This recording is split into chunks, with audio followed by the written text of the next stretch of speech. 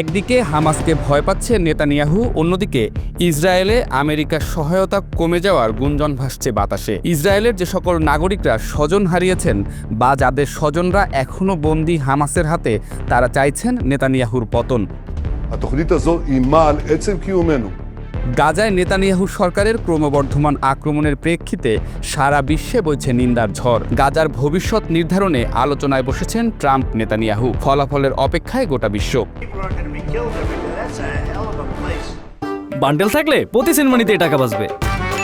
বিকাশ send money bundle কিনে জিতুন প্রতি লেনদেনে। 7 জুলাই 2025 তারিখে প্রেসিডেন্ট ডোনাল্ড ট্রাম্প ও ইসরায়েলি প্রধানমন্ত্রী বেনিয়ামিন নেতানিয়াহুর মধ্যে হোয়াইট হাউসে অনুষ্ঠিত বৈঠকটি মধ্যপ্রাচ্যের ভবিষ্যৎ নির্ধারণে একটি গুরুত্বপূর্ণ মোড় হিসেবে বিবেচিত হচ্ছে। 7 দিনের যুদ্ধবিরতির প্রস্তাব নিয়ে আশাবাদ থাকলেও বিশেষজ্ঞরা এই চুক্তির দীর্ঘমেয়াদী সফলতা সম্পর্কে গভীর সংশয় প্রকাশ করেছেন। বৈঠকটি নেতানিয়াহুর এই বছরের তৃতীয় ও ট্রাম্পের দ্বিতীয় মেয়াদে তৃতীয় সাক্ষাৎ। এই বৈঠক এমন এক সময়ে অনুষ্ঠিত হচ্ছে যখন ইসরায়েল ও মার্কিন যুক্তরাষ্ট্র ইরানের পারমাণবিক কর্মসূচির বিরুদ্ধে সফল সামরিক অভিযান পরিচালনার পর একটি বিজয়ী অবস্থান দাবি করছে। গত মাসে ইসরায়েল অপারেশন রাইজিং লায়ন নামে ইরানের পারমাণবিক সুবিধাগুলোতে ব্যাপক আক্রমণ চালায়, যেখানে 330টিরও বেশি ভিন্ন ধরনের অস্ত্র ব্যবহার করে 100টিরও বেশি লক্ষ্যবস্তুতে আঘাত হানা হয়। এই আক্রমণে ইরানের প্রধান ইউরেনিয়াম সমৃদ্ধকরণ কেন্দ্র নাতানজ সহ গুরুত্বপূর্ণ পারমাণবিক সুবিধা ক্ষতিগ্রস্ত হয়।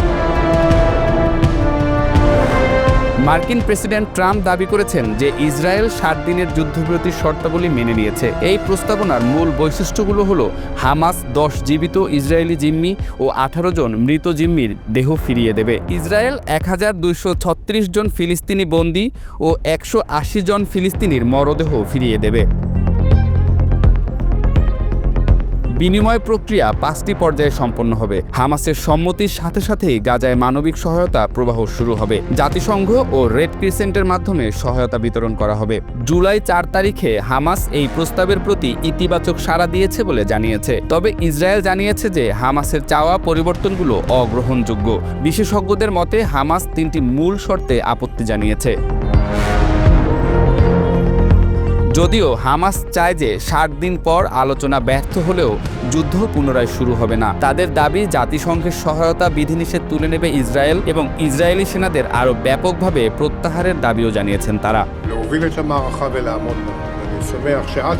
মধ্যপ্রাচ্য বিষয়ক বিশেষজ্ঞরা বলছেন, যেভাবে যুদ্ধবিরতি আলোচনা ফ্রেম করা হচ্ছে তাতে তারা সন্দিহান। তারা মনে করেন ট্রাম্প শুধুমাত্র ইসরায়েলি জিম্মিদের মুক্তির উপর ফোকাস করছেন, গাজার মানুষের দুর্ভোগ শেষ করার বিষয়ে নয়।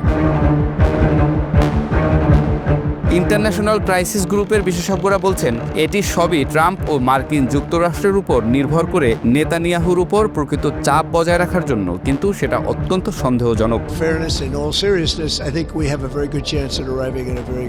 21 মাস ধরে চলমান এই যুদ্ধে গাজায় কমপক্ষে 57,000 মানুষ নিহত হয়েছে, যাদের অধিকাংশই নারী ও শিশু। জাতিসংঘের বিশেষজ্ঞ, আইন বিশেষজ্ঞ ও মানবাধিকার সংস্থাগুলো এটিকে ফিলিস্তিনিদের বিরুদ্ধে গণহত্যা বলে অভিহিত করেছে। সাম্প্রতিক পরিসংখ্যান অনুযায়ী এ পর্যন্ত মোট হতাহত 1,58,000-এরও বেশি। 36,569 শিশু হয় বাবা অথবা মাকে হারিয়েছে।